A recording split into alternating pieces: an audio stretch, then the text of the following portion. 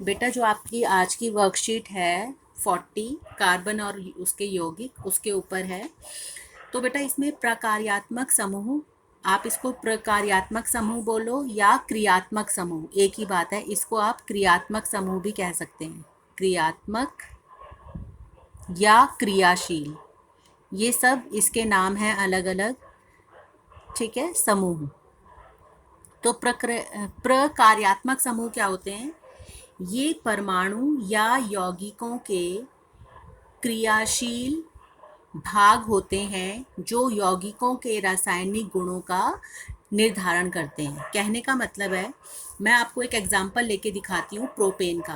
बेटा मैंने पिछली वीडियो जो भेजी थी, जो पिछली वर्कशीट थी, उसमें मैंने आप लोगों को एल्केन, एल्कीन, एल्काइन उनके सूत्र बताए थे कि उनका आणविक जो सूत्र होता है वो कैसे निकलता है। तो मैं आपको एक एग्जांपल लेके बता रही हूँ प्रोपेन का। ठीक है, C3H8 ये उसका आणविक सूत्र है। तो C3H8 मैं अब आपको उसकी संरचना बना के दिखाती हूँ, आरेख वाली, मतलब जिसमें एक तो होता है इलेक्ट्रॉन बिंदु संरचना, वो नहीं, सिंपल आरेख वाली बता रही हूँ मैं। अब जैसे 3 कार्बन के परमाणु हैं तो 1 2 3 आप लोगों ने ऐसे लिखना है। अब क्या होगा, जैसे ये कार्बन है, क्योंकि ये एल्केन है, ये है एल्केन, मैं प्रोपेन की बात कर रही हूँ, तो इसमें सिंगल बॉन्ड होगा, एकल आबंध होगा, इनमें होगा एकल आबंध। ठीक है, अब जब सिंगल बॉन्ड है तो हमें क्या करना है, मैं आपको अब इसकी संरचना बना के दिखा रही हूँ। 3 कार्बन है, 1 2 3। अब हमें पता है कार्बन के 4 कार्बन की संयोजकता पूरी करने के लिए, जैसे ये एक कार्बन है तो मैंने क्या किया, एक हाइड्रोजन, एक हाइड्रोजन, एक हाइड्रोजन, 3 तो इसके साथ हाइड्रोजन लग गए। अब इस वाले कार्बन की संयोजकता पूरी हो गई है, 4 इसके अपने इलेक्ट्रॉन हैं और 5 6 7 8। ठीक है, इसने अपना संयोजकता पूरी कर ली है। अब अगर हम इस कार्बन पे आए तो देखो ये कार्बन जो है इसके अपने 4 इलेक्ट्रॉन हैं, 5वां ये इससे शेयर कर रहा है, 6ठा इससे, 7वां इस वाले हाइड्रोजन से, 8वां इस वाले हाइड्रोजन से। ठीक है, और अगर हम इस वाले कार्बन की बात करें तो देखो, तो इस वाले कार्बन ने कैसे किया, 3 तो इन हाइड्रोजन से ले लिए और एक इस कार्बन से ले लिया, मतलब शेयर कर लिया, शेयरिंग होती है, हमें पता है कार्बन साझेदारी करता है इनकी इलेक्ट्रॉन्स की। ठीक है, अब मैं C3H8 को, ये तो मैंने इसका आरेख बना दिया, संरचना बनाई है। अब इसको मैं देखो किस तरीके से लिख सकती हूँ, इनको मैं लिख रही हूँ CH3, फिर CH2 और फिर CH3।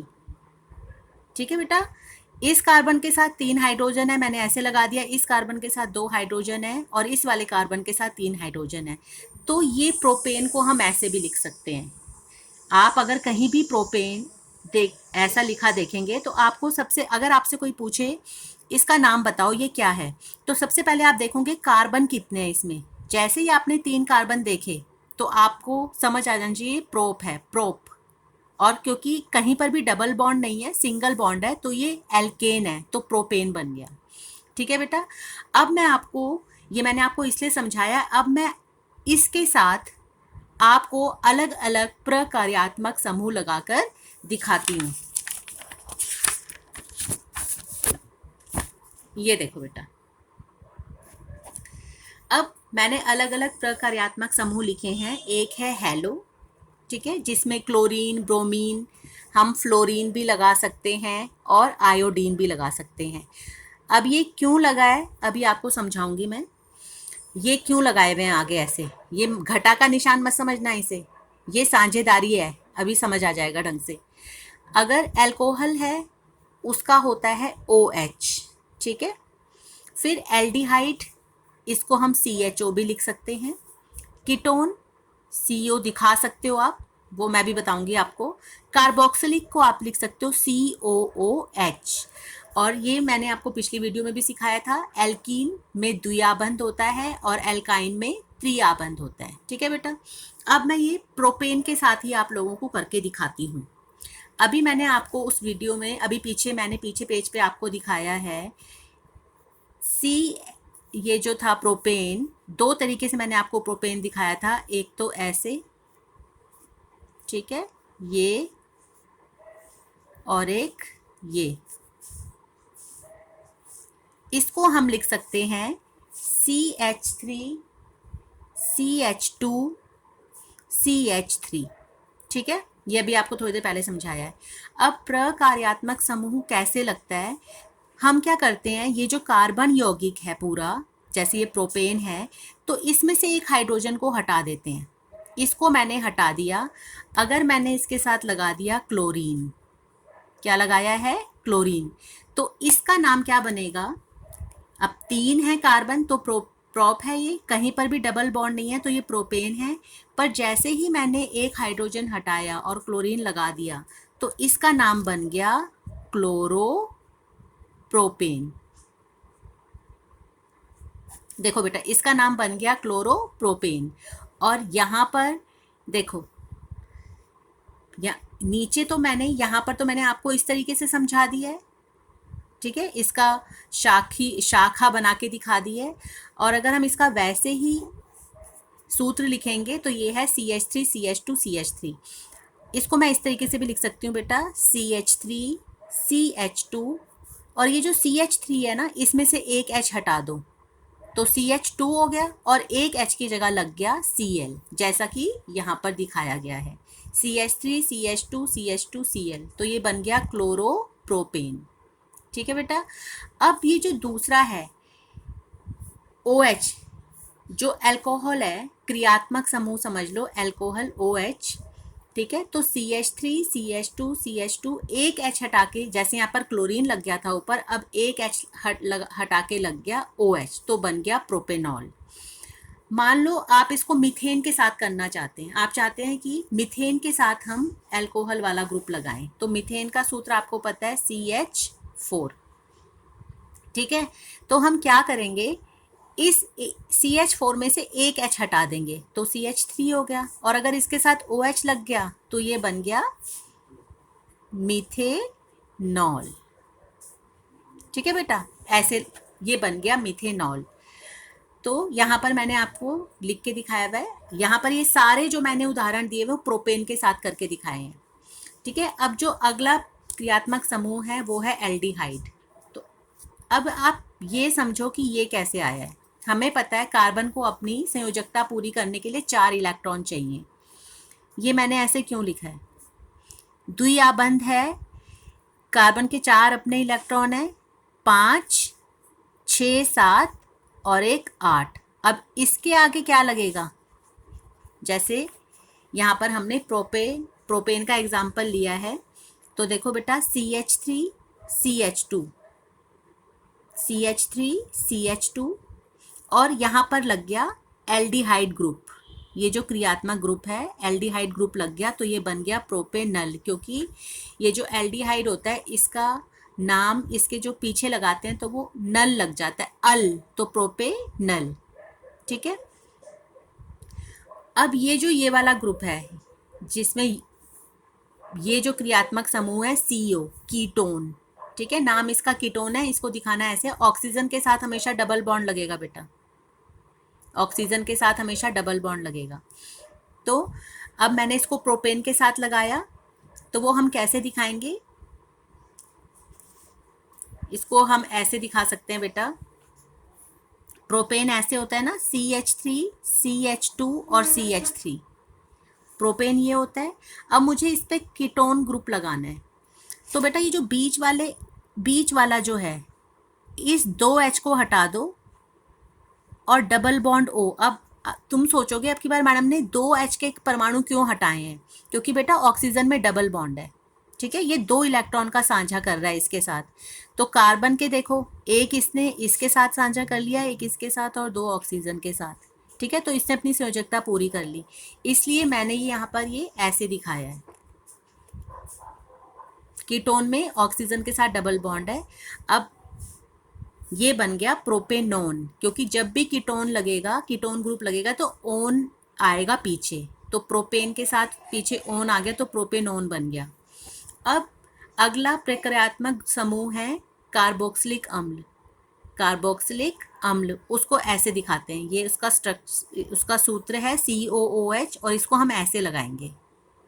तो बेटा अब मैंने क्या किया, प्रोपेन में CH3CH2, ठीक है, CH3CH2 और ये वाला ग्रुप लग गया C के साथ। C ने अपने 4 पूरे कैसे किए, एक ये वाला और 2 ये वाले और एक यहाँ से ले लिया, तो इस वाले C की संयोजकता पूरी हो गई। और जब कार्बोक्सिलिक अम्ल लगता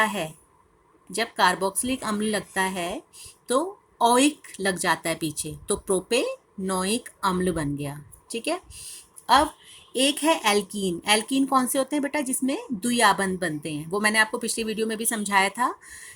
किसी एक के साथ, जैसे CH3CH है तो यहाँ पर मैंने डबल बॉन्ड लगा दिया, तो ये बन गया प्रोपीन।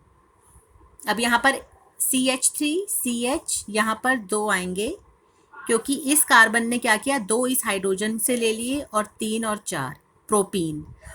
और जब ट्रिपल बॉन्ड होता है तो वो होता है एल्काइन, तो प्रोपाइन बन जाएगा।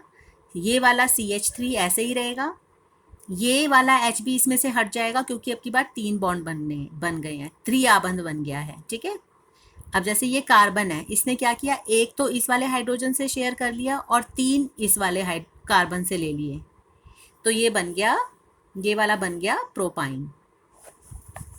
ठीक है बेटा, अब आपको क्वेश्चन दिया हुआ है, क्वेश्चन आंसर करने के लिए दिए हुए हैं जो हमारी वर्कशीट में है आज की। इसमें अभ्यास के प्रश्न दिए हुए हैं कि निम्नलिखित में से प्रकार्यात्मक समूहों को पहचानें।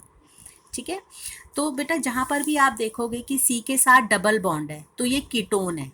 कौन सा है, कौन सा प्रक्रियात्मक समूह है, इसमें क्या लगा हुआ है, कीटोन। ठीक है, और अगर आपको पूछे आपसे कि इसका नाम लिखो, ठीक है, ये जो अणु है, ये जो यौगिक है, इसका नाम लिखो, तो आप सबसे पहले, सबसे आसान तरीका होता है, आप देखो कितने कार्बन है, 1 2 3, 3 कार्बन है तो प्रोप। ठीक है, और क्योंकि इसके साथ कीटोन ग्रुप लगा हुआ है तो प्रोपे, अभी आपको मैंने पीछे भी बताया है, नोन, ओन लग जाता है अगर कीटोन है तो।